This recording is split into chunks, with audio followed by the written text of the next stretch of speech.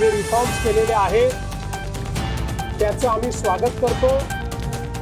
देशाचे प्रधानमंत्री नरेंद्र मोदीजी यांच्या दूरदृष्टीने वन नेशन वन टॅक्सच्या रूपानं जीएसटी सुरू झाला।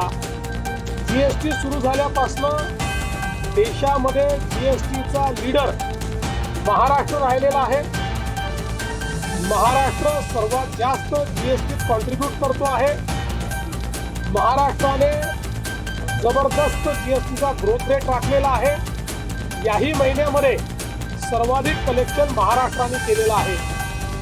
आणि ज्यावेळी सेकंड जनरेशन रिफॉर्म्स हे आणण्याचं प्रधानमंत्री महोदयांनी घोषित केलं, हे जे काही रिफॉर्म्स आहेत हे अत्यंत महत्त्वाचे आहेत, कारण काही स्लॅब्स काढून टाकण्यात आलेले आहेत आणि बहुतांश गोष्टी या खालच्या स्लॅबमध्ये आणण्यात आलेल्या आहेत। म्हणजे एक प्रकारे लोकांवरचं जीएसटीचं बर्डन हे कमी करण्याचं काम हे मोदीजींनी केलं आहे। देशाच्या इतिहासात असं फार कमी होतं की अशा प्रकारचे जे काही इनडायरेक्ट टॅक्सेस असतात त्या टॅक्सेसमध्ये इतका मोठा स्वीपिंग रिफॉर्म हा शक्यतोवर पाहायला मिळत नाही, पण तो मोदीजींनी केला आणि त्याला काल जीएसटी काउन्सिलने मान्यता दिली। आणि मला सांगताना आनंद वाटतो, महाराष्ट्राने या रिफॉर्मचं जीएसटी काउन्सिलमध्ये पूर्ण समर्थन केलं।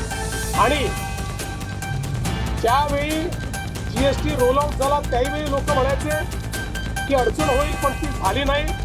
आताही मला विश्वास आहे की याच्यामुळे व्यापाराला खूप मोठ्या प्रमाणात फायदा होईल, व्यापार बूस्ट होईल, नवीन रोजगार निर्मिती होईल, लोकांवरचा बोजा कमी होईल आणि अर्थव्यवस्थेला प्रचंड मोठी चालना मिळेल।